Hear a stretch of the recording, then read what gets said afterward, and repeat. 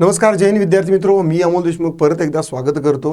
ST महामंडळ भरतीवरती जे driving taste कशी असते याचं एक्सपोजर आणि याची माहिती जी आहे तर ती आपल्याला मिळायला पाहिजे. याच्यासाठी आपण अगोदर एक लाईव्ह फॉर्मॅटचा व्हिडिओ घेतला होता, पण तो लाईव्ह फॉर्मॅटचा जवळपास 1-1.5 तासाचा आणि त्यात विविध विद्यार्थ्यांचे वेगवेगळे प्रश्न हेर अँड देअर आणि म्हणजे पावशेर दुधासाठी म्हैस विकत घेण्यासारखं आहे. ते छोट्याशा माहितीसाठी 1-1.5 तासाचा व्हिडिओ पाहणं मला वाटतं की लॉजिकल नाही.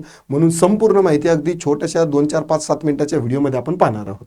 तत्पूर्वी आपली ही बॅच आहे, ठीक आहे. आता ही एक बॅच आहे आणि एक सिलेक्शन बॅच जी आहे ना तर ती देखील येणार आहे. 17,450 विद्यार्थ्यांसाठी आपण काही सिलेक्टेड विद्यार्थ्यांसाठी जी आहे ना तर ती सिलेक्शन बॅच लॉन्च करत आहोत. 13 तारखेला जी आहे ना तर ती बॅच लॉन्च होणार आहेत आणि यामध्ये जेवढे काही विद्यार्थी असतील, आय पर्सनली गॅरंटी यू की त्यांचं सिलेक्शन व्हायला पाहिजे याच उद्देशाने मी काम करणार आहे.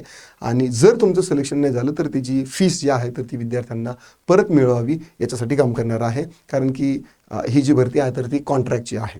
ठीक आहे, चला आता बघूया आपण MSRTC चालक भरती जी आहे, महाराष्ट्र शासनाची ही जी चालक भरती आहे तर ही पुण्याला जी सेंट्रल टेस्टिंग जी होते, ठीक आहे, तर त्यामध्ये तुम्हाला कशा कशा पद्धतीचे इव्हेंट्स असतात, ठीक आहे, सेन्सर्स वगैरे काय असतात, तुम्हाला ची शेपमध्ये कशी बस चालवायची आहे, रिव्हर्समध्ये कशी चालवायची आहे, सगळं याच्यामध्ये पाहूया. नंबर 1 पहा, CTI भोसरी येथील चाचणीसाठीची आहे ना तर ही संपूर्ण परिपूर्ण जी आहे तर ती मार्गदर्शक आहे. ऑटोमेटेड ड्रायव्हिंग टेस्ट जी आहे ना तर ती तिथं होत असते. कसल्याही पद्धतीचा ह्युमन जे आहेत ना तर ते त्या पद्धती म्हणजे मॅन्युअली कोणी करत नाही आहे. ठीक आहे, जे ही जी चाचणी आहे पूर्णपणे ऑटोमेटेड कम्प्युटराइज्ड होत असते, मानवी परीक्षण नाही आहे. Central training institute CTI Bhosari इथं आहे. आता तुमची ही जी टेस्ट आहे भोसरीची जी स्ट्रेंथ आहे तर तेवढी एका वेळेस होऊ शकत नाही, म्हणून तुमच्या जिल्ह्याला जे आहे ना तर ती टेस्ट होऊ शकते. पांढरकवडा असेल, संभाजीनगर, नागपूर अशा ठिकाणी जे आहे तर ते सेन्सर्सचे आणि कॅमेराचे इन्स्टॉलेशन सध्या चालू आहे, ते देखील पूर्णपणे चालू होतील. ऑटोमेटेड सेन्सर्स आणि कॅमेऱ्यावरती जे आहे ना तर ते अशा पद्धतीने होणार आहे. वरतून असे कॅमेरा लावलेले असणार आहे. सेन्सर्स आहेत. इव्हन जो ट्रॅक आहे, जे रोड आहे तर त्यावरती देखील सेन्सर्स लावलेले आहेत. 6 इंचापेक्षा जास्त जर समजा तुमची गाडी रिव्हर्समध्ये आली तर त्याची देखील फाईन पेनल्टी किंवा तुमचं डिस्क्वालिफिकेशन जे आहे ना तर ते होऊ शकतं. मानवी परीक्षक नसून सेन्सर्स आणि कॅमेऱ्याच्या मदतीने मूल्यमापन जे आहे तर ते तुमचं होणार आहे. इथं वशिलेबाजी बिलकुल चालणार नाही आणि ही जी निवड आहे ही केवळ आणि केवळ तुमच्या कौशल्यावरच असणार आहे. तुम्ही 2-4-5 पैसे देऊन समजा ठेकेदाराकडून समजा वशिला जरी लावला, तिथे गेल्यानंतर तुम्हाला तुमचे जे कौशल्य आहे त्यावर जाणार आहे. आणि ही परीक्षा खरोखर सांगतो अवघड आहे. आता जे सध्या बस कंडक्टर किंवा ड्रायव्हर आहेत, स्पेसिफिकली ड्रायव्हर आहेत, त्यांना जरी ही टेस्ट आता परत द्यायला सांगितलं तरीही त्यातले बरेचसे लोक जे आहेत तर ते फेल होतात. ठीक आहे, त्यामुळे त्या ट्रेनिंगसाठी बरेचसे लोक जे आहेत ना तर ते स्किप करतात, जात नाही. ठीक आहे, तुमचे परीक्षक जे आहे ना तर ते सेन्सर्स आणि कॅमेरेज असणार आहे. ट्रॅकच्या बाजूला असलेल्या पोलमध्ये जे आहे ना तर ते सेन्सर्स असणार आहे. गाडीचा जर का थोडासा जरी स्पर्श झाला तरी ते कम्प्युटरमध्ये काय होणार आहे, त्याची नोंद होणार आहे. अशा पद्धतीने हे पोल असणार आहे आणि अशा पद्धतीने इथं सेन्सर्स पण असणार आहे. जर गाडी समजा इथं जर थोडासा डॅश जरी लागला, ठीक आहे, किंवा जर व्हायब्रेट जरी झालं ते थोडंसं, तरीही ते काय होतं की तिथं ते रेकॉर्डिंग होतं, ते रीडिंग रेकॉर्ड होतं आणि तुमचे जे मार्क्स आहेत तर ते कट होतात. एकदा झालं ठीक आहे, दुसऱ्यांदा आणि तिसऱ्यांदा झालं तर तुम्ही समजून घ्यायचं की बाबा आपलं डिस्क्वालिफिकेशन झालं, नंतर आपल्याला चान्स नाही आहे.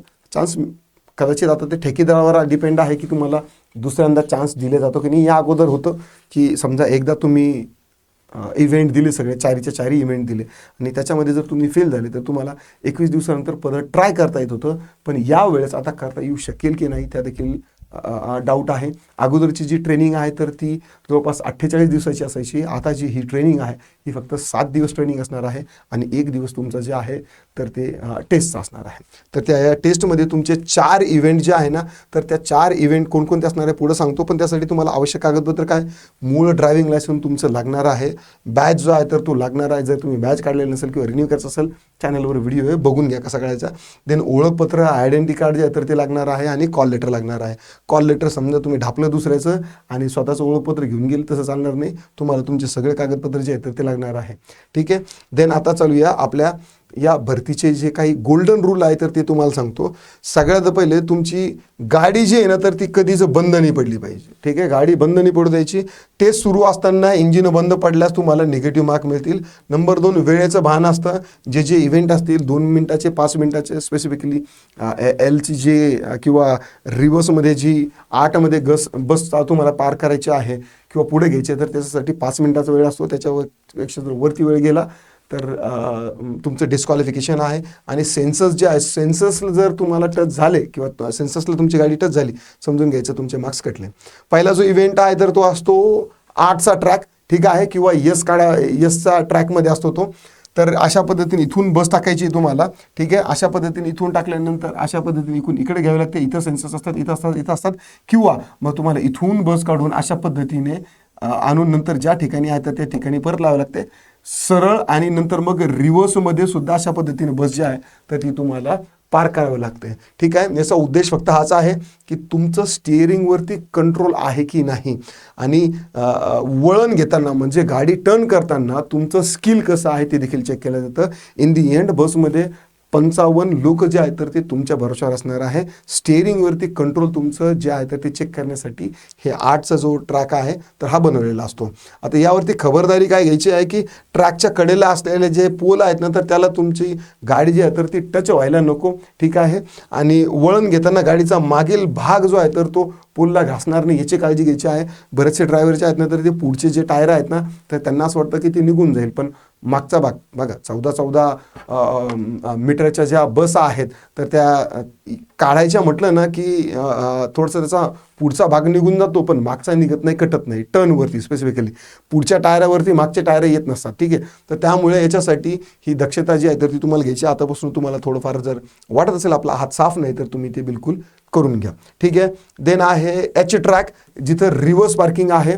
म्हणजे तुम्हाला इथं जी बस लावलेली आहे, ठीक आहे, इथं बस आहे समजा ही, इथून तुम्हाला अशी रिव्हर्स करायची आहे, नंतर इकडे घेऊन तुम्हाला ती परत या ठिकाणी पार करायची आहे. अशा ठिकाणी असेल किंवा मग रिव्हर्समध्ये याच ठिकाणी अशी बस जी आहे तर ती तुम्हाला पार करावं लागू शकतो किंवा अशा पद्धतीने देखील तुम्हाला करावं लागू शकतं. ठीक आहे, जरुरी नाही की या ग्राफिकमध्ये जर सांगितलं तसंच असेल, पण तुम्हाला रिव्हर्समध्ये बस काढून तुम्हाला रिव्हर्समध्ये पार करायचे आहे. कारण की आपले जे बस स्टँड वगैरे आहेत, ठीक आहे, तर ते बस स्टँड सगळेच नाही पण काही काही जे बस स्टँड जे आहेत ना तर ते इतक्या कोपऱ्यात आहे आणि इतका टर्न घ्यावा लागतो ना की नॉर्मल जे कारवाले जे रॅश ड्रायव्हिंग करतात त्यांच्या म्हणजे त्यांना ते जमणारच नाही ते. ठीक आहे, तर त्याच्यामुळं हे देखील आहे. बऱ्याच वेळेस काय आहे की तुम्हाला पार्किंगमधून बस पाठीमागून घेऊन दुसरीकडे पार्क करायची आहे तर बस असा सरळच पार्क होईल असं नाही, कधी कधी रिव्हर्समध्ये पार्क करावं लागतं. तर त्याचं कौशल्य तुमचं आहे की नाही, लाखाचे 12,000 करताय का जे आहे लाखाचे ते जरा जपून ठेवता काही तुम्ही, तर त्याच्यासाठी हे जे आहे तर ते एच आकाराची गाडी जी आहे म्हणजे एच आकाराच्या ज्या ट्रॅकमध्ये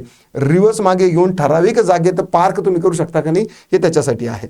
देन यशाची गुरुकिल्ली काय आहे की जर तुम्हाला दोन्ही याच्यात जर पास व्हायचं असेल, लेफ्ट मिरर आणि राईट मिरर जे आहे तर याच्यावरती लक्ष ठेवायचं. ड्रायव्हरसाठी सगळ्यात महत्त्वाचा मिरर कुठला असतो, राईटचा मिरर असतो का लेफ्टचा मिरर असतो, कमेंटमध्ये सांगा मला. तुम्ही जर खरे ड्रायव्हर असाल ना तर उत्तर तुमचं बरोबर आहे.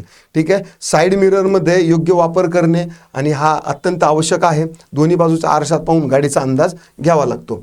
एच ट्रॅक जे आहे तर एच ट्रॅकमध्ये काय आहे की पाठीमागं जे पोल वगैरे असेल ना तर तो देखील थोडासा चेक करून घ्यायचा. म्हणजे कोणत्याही अडथळ्याला किंवा पोलला जर स्पर्श झाला तर तुमचं जे आहे ना तर ते डिस्क्वालिफिकेशन होणार. देन या प्रक्रियेत जर गाडी एकदाही बंद पडली तर तुमचं जे डिस्क्वालिफिकेशन आहे तर ते होणार आहे. देन पुढचं जे इव्हेंट आहे, तिसरा जो इव्हेंट आहे तर तो आहे चढावर बस नेणे, थोडा वेळ थांबवणे आणि नंतर मग पुढे नेणे. ठीक आहे, याला ग्रेडियंट टेस्ट म्हणतात किंवा चढीचा रस्ता देखील म्हणतात. आपल्याला महाराष्ट्रातील तुम्हाला माहिती आहे की आता प्रत्येक घाटावरून किंवा उतारावरून गाडी चालवताना तुम्हाला आता ते म्हणजे सिलेक्शन झालं म्हणजे तुम्हाला ते करावंच लागणार आहे. ठीक आहे, तर मग घाटावर गाडी चालवताना तुमचं कंट्रोल राहू शकतं की नाही या ठिकाणी जे आहे ना तर ते तुम्हाला 6 सेकंद जे आहे, ठीक आहे, एका चढावरती स्लोपवरती थांबून पुढे न्यावं लागते. 6 इंच, 6 सेकंद नाही, मी सेकंद म्हटलं असेल तर होतं. ठीक आहे, वय झालं आता लक्षात घ्या. 6 इंच जे आहे ना तर ते चाक जिथं आहे ना तुमचं मागं नको यायला, त्या रीडिंग जे आहेत ना तर तुमच्या सेन्सर्सवरती ट्रॅक केल्या जातात. 6 इंचापेक्षा जर जास्त म्हणजे लेट्स से की तुम्हाला चढावर दिलेला आहे, तुम्हाला तिथं गाडी थांबवायची आहे, गाडी थांबवल्यानंतर मग तुम्हाला पुढे न्यायची आहे, तर मग त्यावेळेस काय होतं की बाबा न्यूट्रल वगैरे टाकून फर्स्ट गिअर सेकंड गिअर टाकायचं असेल तर त्यावेळेस काय होतं की गाडी मागं येते. तर ती गाडी तुमची ती मागं नको याला हाफ क्लचमध्ये तुम्हाला ती गाडी आहे पुढे घ्यायची आहे, त्याचं कंट्रोल आहे की नाही, तर त्याच्यासाठी तुम्हाला थांबून नंतर पुढे न्यावे लागते. ठीक आहे. तर याच्यासाठी 6 इंचाचा नियम काय आहे की चढणीवरून गाडी पुढे नेताना 6 इंचापेक्षा जास्त मागे जाता कामा नये. हँडब्रेक आणि क्लचचा योग्य ताळमेळ तुम्ही साधू शकता की नाही याच्यासाठी जे आहे ना तर ही टेस्ट असते. आणि देन नंतर मग तुमची जी जो चौथा इव्हेंट असतो तर तो असतो की तुमचं सिग्नल वगैरे जे आहे तर ते चिन्ह वगैरे जे असतात, सिग्नल्स वगैरे जे असतात ना तर ते व्यवस्थित आहे की नाही. ट्रॅक टेस्ट झाल्यानंतर तुम्ही प्रत्यक्ष रस्त्यावर आणि सिम्युलेटरवरती जे आहे ना तर ती गाडी चालवायला मिळते. बऱ्याच वेळेस तुम्हाला असा ॲरो असतो, ती पाटी असते, असा ॲरो म्हणजे काय की उजवीकडे वळा, इकडं असेल तर इकडं वळा. ठीक आहे. नंतर इकडं जाऊन असं एक असतं आणि याच्यावरती चिन्ह असतं, म्हणजे तुम्ही असं जाऊन असं येऊ शकत नाही, किंवा जर असं यायचं असेल तर ते वेगवेगळे चिन्ह जे आहेत ना तर ते असतात. ठीक आहे. आपल्या बॅचमध्ये आणि आपल्या स्पेशल सिलेक्शन बॅचमध्ये जे आहे ना तर ते यांच्याकडून आपण तुमच्याकडून काय करणार आहोत की सगळे जे चिन्ह आहेत तर त्यांची तयारी करून घेणार आहोत. ट्रॅफिकचे सिग्नल जे आहेत तर ते पाहू शकता का नाही, झेब्रा क्रॉसिंग जे आहे, लेनची आहे, रस्ते सुरक्षा नियम जे आहेत तर ते तुम्हाला माहिती आहेत की नाही हे देखील आहे. रस्ता चाचणीमध्ये काय आहे, याच्यामध्ये तुमची झेब्रा क्रॉसिंग कळते. ठीक आहे. सिग्नल जे आहेत तर ते प्रत्येक आता जवळपास तालुक्याला देखील होत आहे. ठीक आहे. तर ही जी झेब्रा क्रॉसिंग आहे तुमची बस इथं येऊन थांबते का इकडे पाठीमागे थांबतात, बरोबर जिथं स्टॉप आहे तिथं थांबताय की नाही, स्पेसिफिकली सिटी बससाठी. तर सिटी बसच्या ड्रायव्हरची तर नाही आहे, पण त्यांना त्या व्यवस्थित त्या जी आखणी करून दिलेला जो आहे ना तर तिथंच तुम्हाला बस थांबावं लागते. तिथं तुमच्या रिक्षा वगैरे बाकीच्या काही थांबणार नाही, अर्बन सिटीजमध्ये आहे. ठीक आहे. पण मग ही झेब्रा क्रॉसिंग आहे तर इथं थांबू शकता की नाही. इंडिकेटर जे आहे तर ते तुम्ही व्यवस्थित देऊ शकता की नाही हे देखील तुमचं जे आहे ना तर ते याच्यामध्ये चेक होतं. नंतर बघा तुम्हाला आता सेन्सर जे आहेत ना तर ते अवॉइड करायचे आहे. सेन्सरला तुमचा टच नाही झाला पाहिजे. गाडी जी आहे तर ती तुमची 6 इंचापेक्षा मागं आली नाही पाहिजे. आणि वारंवार गाडी म्हणजे एकदाही गाडी तुमची बंद नाही पडली पाहिजे. आणि वेळेवर जे आहे ना तर ते तुमचं काय आहे की टास्क जे आहे ते इव्हेंट जे आहे तर ते पूर्ण झालं पाहिजे. विश्वास ठेवा स्वतःच्या कौशल्यावर जे आहे ना तर ते तुम्हाला विश्वास ठेवायचा आहे. भोसरी येथील ट्रॅकवर मानवी हस्तक्षेप नाही, केवळ तुमचं ड्रायव्हिंग आणि आत्मविश्वास जे आहे ना तर तेच तुम्हाला यश मिळवून देणार आहे. ठीक आहे. ठेकेदाराला समजा आपण 2-4 पैसे दिले, काहीतरी लागा वशिला लावून तिथपर्यंत पोहोचलो, पण तिथून पुढे जे आहे ना तर ते सगळं तुम्हालाच करावं लागणार आहे. 10 पैकी 4 ते 5 मुलं जे आहेत ना तर ते याच्यावरती कट होतात. आणि ही खरोखर खूप मोठी अशी जबाबदारी आहे जी तुम्हाला पेलवायची आहे. आशा करतो तुम्हाला व्हिडिओ आवडला असेल तर लाईक करा, शेअर करा. कमेंटमध्ये तुमचे काय दिक्कत, डाऊट, क्वेरी, परेशानी असतील नोंदवू शकता. आता पुरतं एवढंच. थांबतो. पुन्हा भेटूया. राम राम.